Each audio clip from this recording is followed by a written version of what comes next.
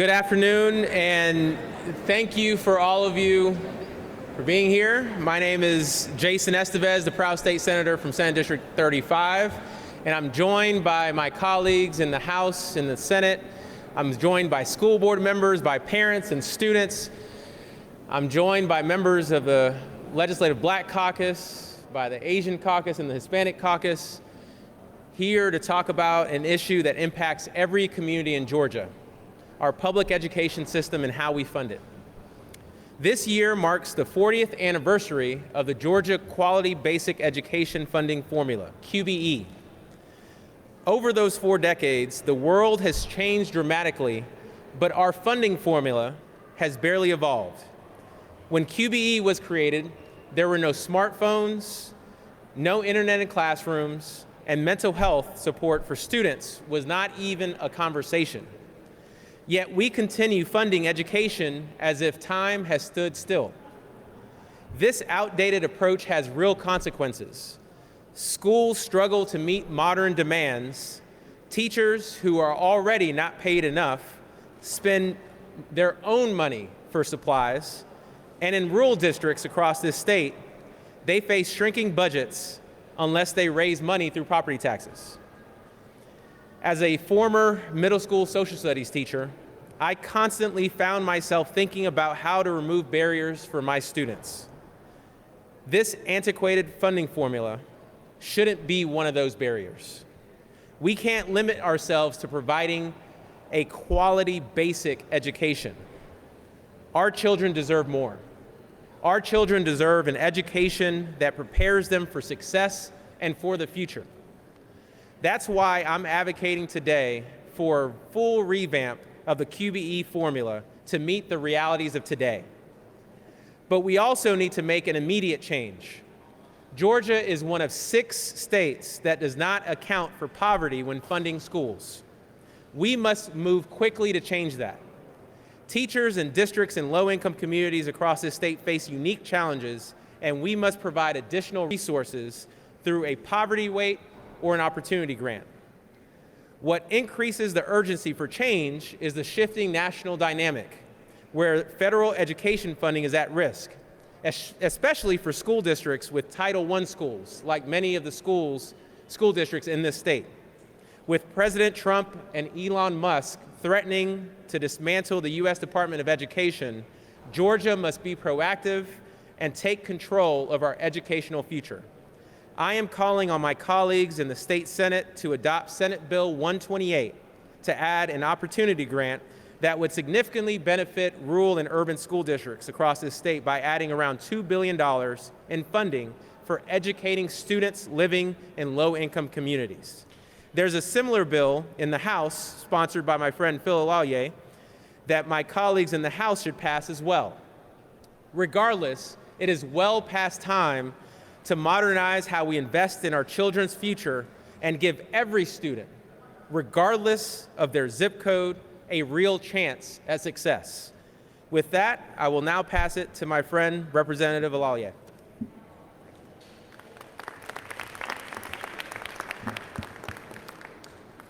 Well, good afternoon, everyone. I'm Representative Phil Lallier. It's a pleasure to join you all here.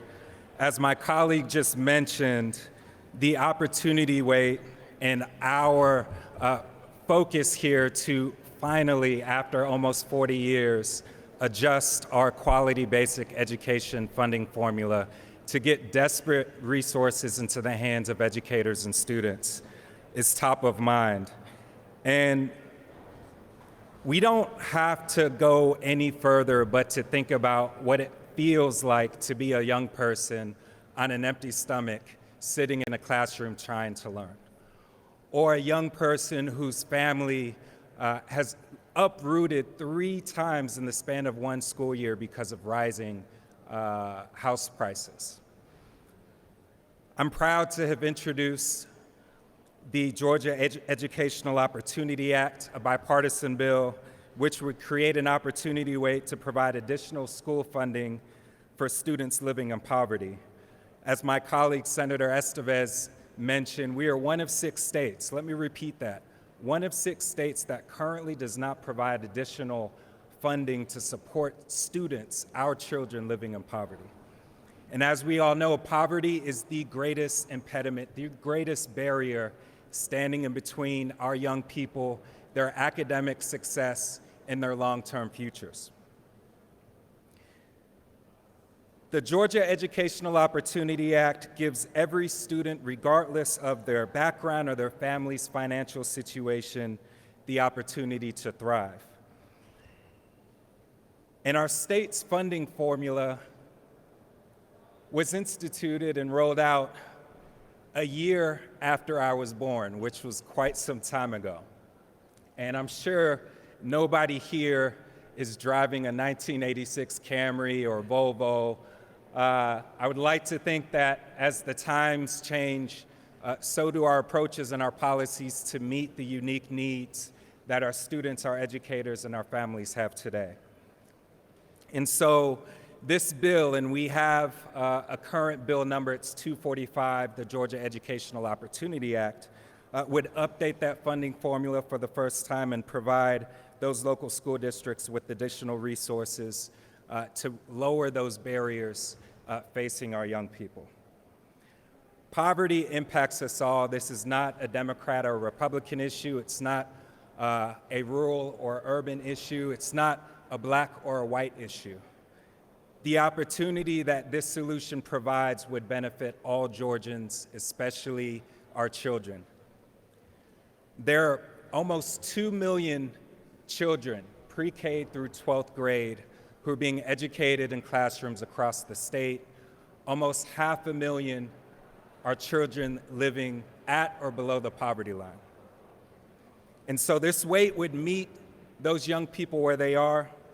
It would provide schools in rural Georgia, for example, with additional resources to transport students to dual enrollment programs or provide Wi-Fi hotspots to young folks who lack it. For suburban schools, it would address our growing mental health crisis and support hiring additional counselors to meet those needs head on, while urban districts would have additional resources to pay for school meal programs and provide critical wraparound services. In my day job, I run a local nonprofit that works in our local Title I high schools, and I see firsthand the benefits that come from having additional resources to meet our young people where they are and lower barriers to opportunity. And so I'm proud to be in lockstep with my colleagues pushing this effort forward in the House. And I'm hopeful that my Republican colleagues are well open to this idea and this solution that is long overdue. And so thank you all for being here. I want to thank Senator Estevez and my colleagues for joining us. I want to thank the parents, the educators, and the students here today who are here to lend their voice to this cause. And I'd like to pass it over to my colleague, Representative Longtran.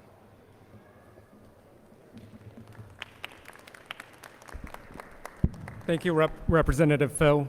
It's my honor to be here as chair of the AAPI caucus. My name is Long Tran, State Representative for House District 80. And I stand with my representatives, with my colleagues from the House and the Senate. The misconception of our AAPI community is that we're all affluent and we're all successful in the schools. The reality is we have demographics that are struggling with poverty, whether it's the Vietnamese farmers up in Gainesville or the Filipino workers down in South Georgia or the Cambodian Laotian families throughout Metro Atlanta, and of course the recent immigrant families up along Buford Highway. Poverty is a challenge that we have to address, and providing a poverty weight is a way to equalize. These students, they look at their peers and they see their peers with parents who can provide them with the latest tools, latest tutoring systems to give them a chance at achieving academic success, while these students are left to try and pull themselves up by bootstraps that they just frankly don't have. I was fortunate. My parents were refugees from Vietnam, and we grew up poor. But I grew up in a school district that adjusted for poverty, that understood why blue-collar children who were laid off from plants like GM needed assistance to be equal with their peers to find academic success. So for us to become competitive as a state and not be among the worst in the nation with academic outcome, for us to be competitive with New York and California, the successful states, we must address poverty by providing a poverty weight for our schools. Thank you. No, you're fine. Good afternoon, everyone. My name is Senator Nikki Merritt. I am the chair of the Georgia Legislative Black Caucus, and I am thrilled to stand in solidarity today with our Tri-caucus members of the Hispanic Caucus and the AAPI Caucus to demand the long overdue investments in our school, and it's investments that our schools desperately need right now. And for decades, our state has neglected to update this funding formula. And each year we delay, our students pay the price.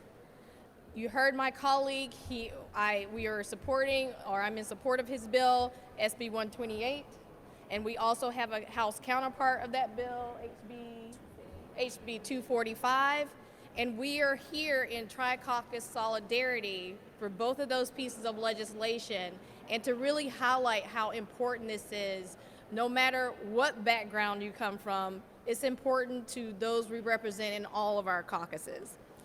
Every child in Georgia deserves access to high quality education from all walks of life, but we know especially those areas that are the most underserved. And education is the one tool that anyone in this state can use to better their circumstances. Better schools benefit everyone in a community regardless of age or economic status. And research has proven this time and time again. Despite this, our state once again has dropped to the bottom of a list when it comes to taking care of our students. Why must Georgia be one of the last states in this nation to prioritize the well-being of our children? Every year, we see this same status quo play out. We still have not updated the QBN funding. And each year that we do it, we fail thousands of Georgian children when we have the solution right in front of us.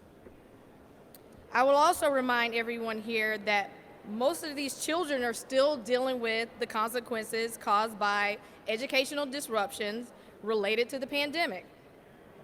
And this is our chance to do right by them in this moment, in this year, by getting them the help that they need for education. We have a budget surplus of over $16 billion, yet we have not taken this simple step to provide additional support for children living in poverty. We can't claim to be a family-friendly state in a state that's number one in business when this is the current state of affairs when it comes to our education. We stand here today united on this issue, as do the vast majority of Georgia residents. Our state leaders need to understand the urgency of this moment and pass this legislation. This is neither a Democratic problem or a Republican problem. This is a state problem. And this is our opportunity to show students who are our priority that we are willing to invest in our state's future and invest in them. And with that, I'm going to bring on some from our community. We have some teachers and students here today who would also like to talk to you. First, we're going to have Shar Bates. She is a parent, and she's going to come up and speak to you all. Thank you.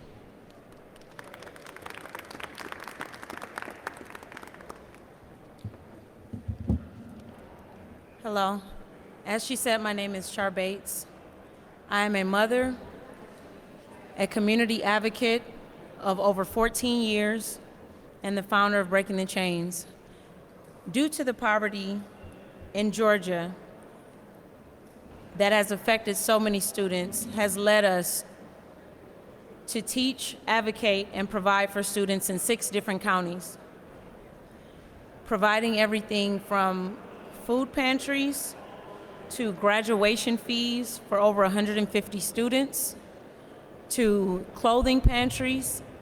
Many times, they may be afforded opportunities, but still can't afford the attire to take advantage of the opportunity because of their current financial state. Children don't ask to be born into poverty. That's not something that they have a choice to be born into. Also, many children are forced to provide for their families before they even turn 18. Many children are also at a place where they're living with their grandparents. These grandparents are on fixed incomes. Many times we have provided food for students and then turn around and the family members and the parents or the grandparents will then come back and ask for food for the families. Sometimes this is the only food that they have over the weekend. It's a lot of kids, the only times that they eat is at school. It's hard to study when you don't know where your next meal is coming from. Also, poverty is also the root cause of crimes and illiteracy. So by solving even a portion of the poverty crime, we also will be decreasing the amount of crimes as well as illiteracy. The fact that Georgia is one of only 6 states, but as a previous colleague said, that we claim to be a family-loving state, I mean, it's kind of contradictory.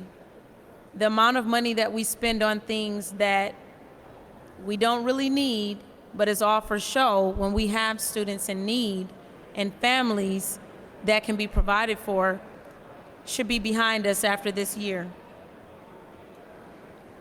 The fact of the matter is that we have an opportunity to change the lives of these students. We have an opportunity to put them in a position to win. We have an opportunity to change their future and not allow the financial state that they were born into to determine their future. So we ask that you stand behind us.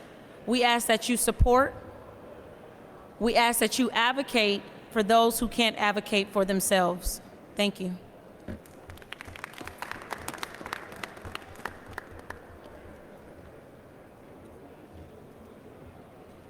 Good afternoon, everyone. My name is Rebecca Mabratu, and I am currently a second-year public policy student at Georgia Tech. I am also a product of Gwinnett County Public Schools, and I owe so much of my success to the teachers, counselors, and opportunities that shaped me. But my journey also showed me the cracks in the system, literally and figuratively. Ultimately, it is still a system that, like so many others, is stretched thin. Today, I want to talk about why fully funding public education is as imperative of an investment in our collective future. This is about the students who are being left behind and the potential we are losing as a state. Throughout my time in public school, I made use of multiple resources such as counseling and school buses in order to bridge the gap between financial circumstances and opportunities. From 6th grade all through high school, I was heavily reliant on school buses to get to school.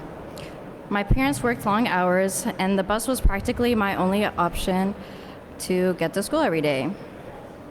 And for many students, including myself, the school bus was the bridge between home and opportunity. Without it, I wouldn't have been able to attend school consistently, and neither would countless of other students across Georgia. Along with that, I was also fortunate to attend a school where counselors had the time and resources to make a real difference. My senior year of high school, I found myself visiting the counselor more often than I ever had before.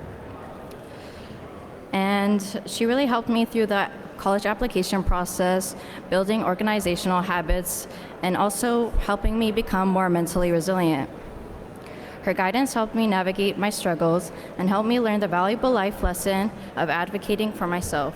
Not only did her support help me through a year of so much uncertainty, but she also taught me how to ask for help and believe in my own ability to overcome obstacles.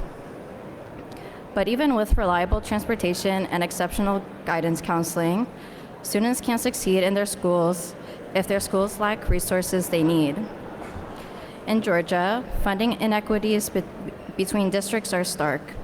Wealthier districts can afford state-of-the-art facilities and cutting-edge technology, while poorer districts struggle to provide basic necessities like updated textbooks and safe buildings.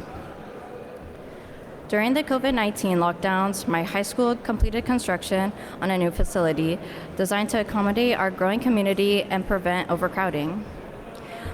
This new addition was meant to symbolize progress within our community. However, after just 1 year of returning to school and resuming in-person learning, I noticed something alarming. In the girls' bathroom on the second floor, there was a large crack in the wall, spanning from the ceiling all the way down. And it made me wonder, was this building safe? Did it have the proper funding it needed to ensure this didn't happen? I had these concerns coming from a relatively well-off public school, which begs the question what the conditions must be like in lower income school districts. Education should not be a privilege determined by zip code, and we need equitable funding to ensure every student, no matter where they live, has access to quality education. So that's why I'm here today to ask our leaders to fully invest in our public education system, not only just for the students of today, but for the future of our state. We must invest more and allocate our funds effectively so every child can have proper access to safe schools, reliable transportation, and guidance they need to succeed. We have the power to close the gaps that hold students back and unlock their potential of an entire generation. This is about the child who dreams of being the first in their family to go to college. This is about the teacher who spends their own money on school supplies. And this is about the future of Georgia. As I close, I stand here today as living proof of what public education can achieve when we choose to invest in it. But I also stand here as a reminder of how much more we can do as a state. So let's not talk about change, let's actually make it happen.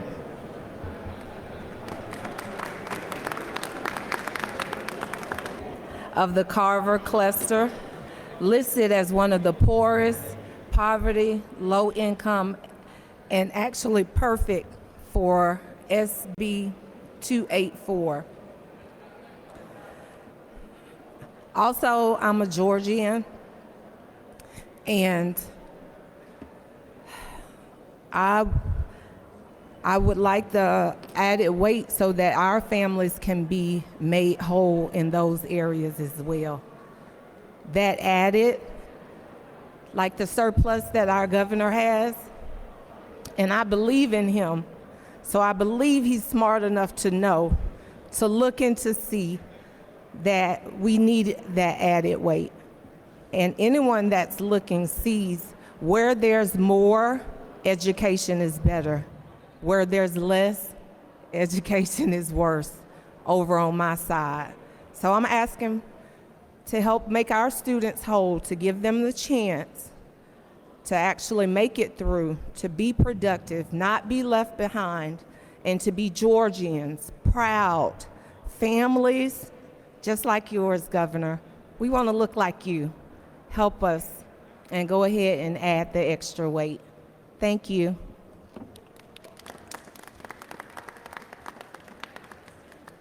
And Yana will be our final speaker.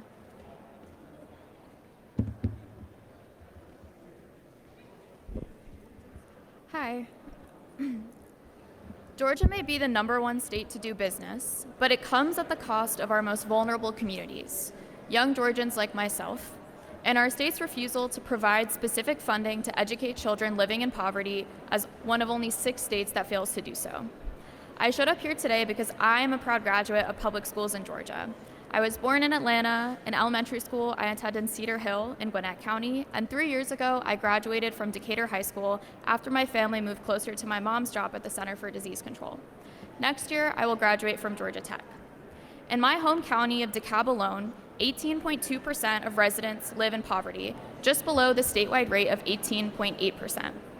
But 115 of Georgia's 159 counties have a poverty rate higher than the state rate overall, and recent data suggests as many as 232 232,000 children across our state live in high poverty areas. Decades of research confirm that growing up in poverty directly affects learning. Over the last 2 decades, it has become clear that Georgia students who live in poverty are being pushed further behind their wealthier classmates compared to students in other states. The data is clear. We are failing Georgia's children. No matter our background, faith, or color, most of us believe that our future depends on every child from every corner of Georgia receiving a great education. While certain decision makers provide handouts to the wealthiest few, so many neighborhood schools that nurture most of our kids' dreams lie struggling to make ends meet. But while our work has made America prosper, a greedy few have rigged the rules to redirect resources from our communities to their country clubs, from our classrooms to their ballrooms, and from our public parks to their private jets.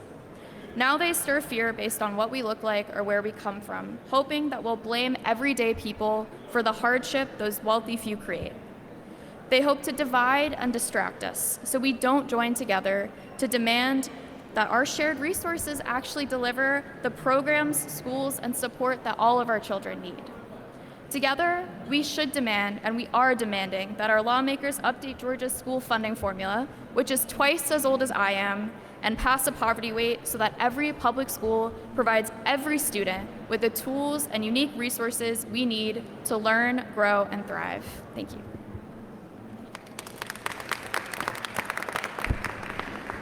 All right, so we've heard from students, we've heard from parents, and we've heard from legislators doing the work in this area, and we hope that our colleagues join us in revamping the QBE formula to including an opportunity weight or an opportunity grant, and we look forward to those discussions. With that, I'll open up to a few questions.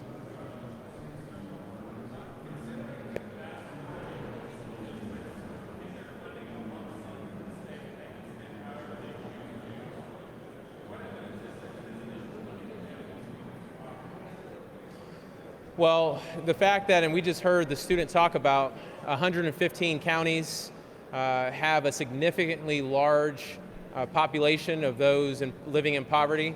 The fact that school districts have had to resort to raising property taxes in order to fill budget gaps. And the fact that in my experience as a teacher or as a school board member, I've seen how much more it costs to educate and care for and support those who are living in poverty. We have school districts across the state that have to provide additional resources to students and their families, and it is incumbent on us as a state to support those school districts to reduce class sizes, to provide additional supports like tutoring and counselors and mental health supports, to ensure that we can remove those barriers that we often see in low-income communities across the state. So there are studies that show that reducing the class size would dramatically help with those living in poverty. Unfortunately, too many school districts can't do that because of those budget gaps that they have.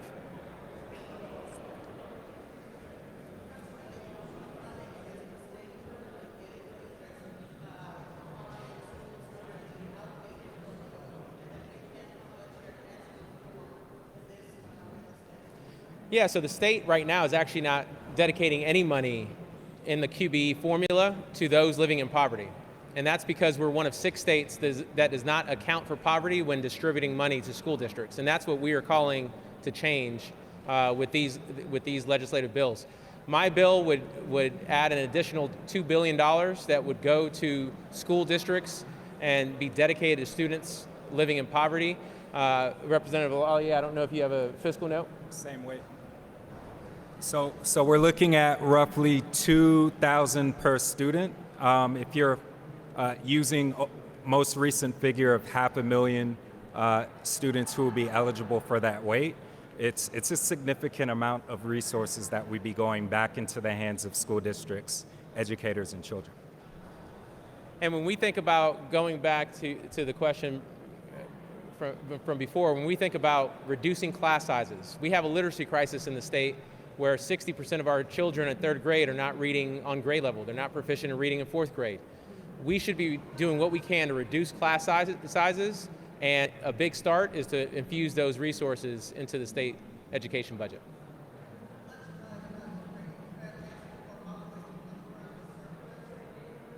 No, we are asking for this to be a permanent dedication of resources and make sure that moving forward, Georgia is a state that takes poverty into account when it comes to educating its children. Yes, there are a few different ways. Free and reduced lunch. There's several different definitions of students living in poverty, but it's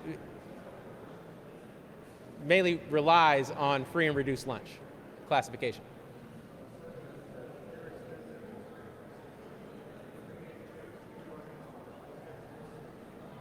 Well, right now I'm focused on this legislative session. I'm focused on addressing the issues that we have before us. And like I said, the fact that we have a literacy crisis in the state that has gone unaddressed, I think we need to move on that now. And I think by ensuring that we include poverty as a consideration when it comes to QBE, we'll be making progress towards that. So I'm going to focus on that. I'm going to focus on my constituents in Fulton and Cobb County. Thank you all so much.